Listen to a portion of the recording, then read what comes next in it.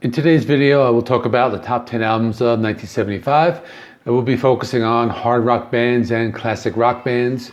You'll be seeing a lot of familiar bands as well as one debut album from one of the most influential bands in heavy metal. And there will be one band with making 2 appearances. So with that being said, let me jump right into this.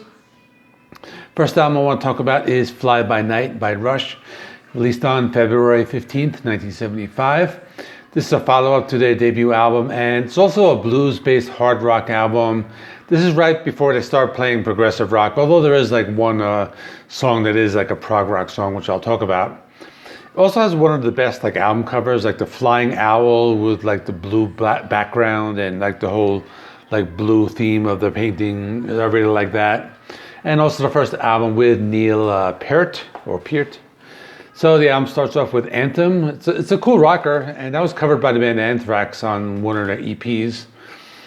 And their first prog rock song is called By Tor and the Snow Dog, which is kind of like a fun song. It's a very epic. It's 8 minutes, 37 seconds, has like different sections to the song. But the rest of the album is mostly like just like rock and like ballads, and there's even like a little bit of like a country feel on, some of the songs. But very good album. Next is Physical Graffiti by Led Zeppelin, released on February 24th, 1975. Probably one of the best double albums ever recorded. Now the songs range from very good to great. So it opens with Custard Pie. That's a decent song, or a very good song, but not my favorite. So my favorites are The Rover, very heavy song, I love that. In My Time of Dying, I really love that one. The soul like trippy and like psychedelic, and all those keyboards, I love that. Kashmir, that's just a classic. That's just a great riff. In the Light, another one with those like great keyboards, very kind of like a psychedelic and trippy kind of feeling to it. And my favorite Led Zeppelin song out of all their albums is 10 Years Gone. I just really love the lyrics. I really love the guitar riff on that one. Now, side 4 of the album would probably have maybe my least favorite songs, but they're still good songs, like Boogie with Stu and Sick Again. But anyway, as a double album, it's just great. Probably not any filler, but all the songs are either good or are great. So next is Welcome to My Nightmare by Alice Cooper, released on March 11th, 1975. The first Alice Cooper solo album, the previous albums were the Alice Cooper Band. Really great album, really showcases like the theatrical side of Alice. It's a concept album. The songs are about like the nightmares of like a child named Steven. So we got the title track, really great, classic like spooky song. We have Devil's Food, that one has like the spoken word section by Vincent Price. It has one of the hits called Only Women Bleed, which was a big like radio song back in the 70s. The song Cold Ethel, that's a really great one, and it's a really great rocker. And the last 3 songs of the album, it just kind of showcases like the whole like spooky theatrical side of Alice Cooper. So this is like one of those albums that like really shows off like who Alice Cooper is. Next is Dressed to Kill by Kiss, released on March 19, 1975.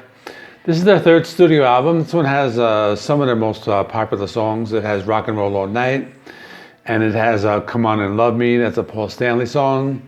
Probably my favorite song is the song She, probably one of the heaviest songs from like that time period. It's a short album. It's only like 30 minutes long, but lots of great songs on here. Next is Toys in the Attic by Aerosmith, released on April 8th, 1975. So this one and the next one, Rocks, are probably like their best albums. I'm leaning a little towards this one as my favorite. It has a lot of great songs. So the most recognizable ones are like Sweet Emotion and Walk This Way, but a few other great deep cuts. So we got the song like Round and Round, and not to be confused with the Rat song, it's completely different. But that's a heavy song. It's a really great guitar riff. The Closer, You See Me Crying, really cool ballad. That's a really underrated song. The title track, Toys in the Attic, this is a great like blues rock classic.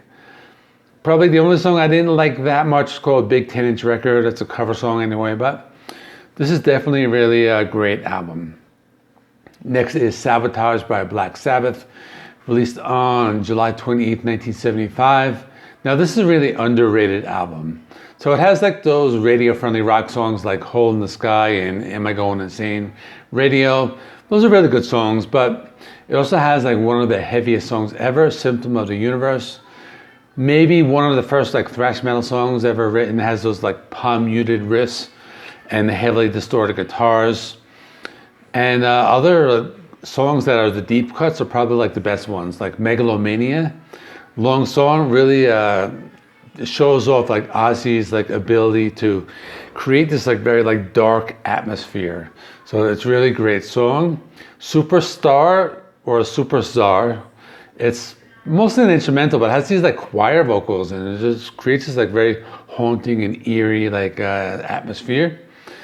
And the closing track, The Writ, it's another long song, but it's just a great song. It has these great riffs, great vocal performance by Ozzy. So this is definitely like one of the best albums, and it's very underrated. You know, not everyone talks about this one. So next is the debut album I'm going to talk about by Ritchie Blackmore's Rainbow, released on August 4th, 1975. So this is one of the first like power metal albums, has heavy riffs, fantasy themed songs, and it has Ronnie James Dio. This is like, I guess Dio's first like real like metal album, I would say. And it's very heavy for 1975. So they open in Man on the Silver Mountain, pretty cool, very blues rock song. It just sounds really great. The ballad Catch the Rainbow, really great melodic vocals by Ronnie James Dio. Temple of the King, really great lyrics, great like fantasy oriented lyrics. And 16th Century Greensleeves, I really like that one, very melodic. And it's a really good deep cut on the song, on the album. Next is Wish You Were Here by Pink Floyd. This was released on September 12th, 1975. This is the follow-up to Dark Side of the Moon. And it's just really great. Pink Floyd are going like full like progressive rock. This is like one of their like best like 70s albums. So it has Shine On You Crazy Diamond, parts 1 to 5 as the first song, and parts 6 to 11 as the last song. Has some cool atmospheric guitar playing by David Gilmour. It has the classic title track, one of the best acoustic songs that they've ever written. And has other great like prog rock songs like Welcome to the Machine and Have a Cigar. So probably one of their best albums ever.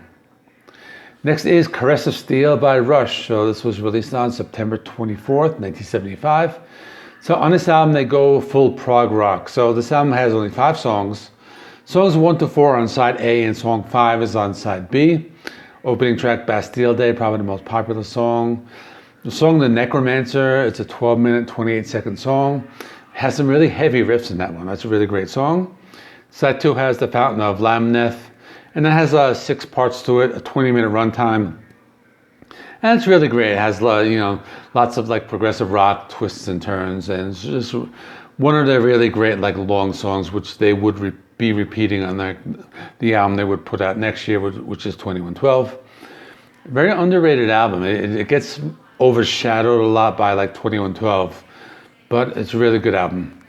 And the last album I'm going to talk about is Night at the Opera by Queen, released on November 21st, 1975. So this one has the big hit Bohemian Rhapsody. Also has some other great songs. It has the Roger Taylor song, I'm in Love with My Car. Pretty cool song. If you saw the Bohemian Rhapsody movie, they kind of talked about this in the recording of this.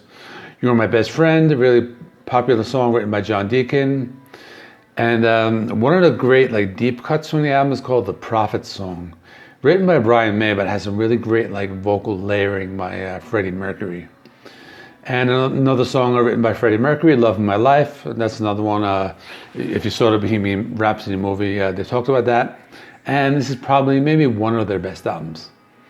So that's it. Let me know some of your favorites from the year 1975. I will be doing 1976. And I'll do that this week. And please remember, like, comment, subscribe. Check out, put some other videos right there if you want to check them out. And see you all in the next one.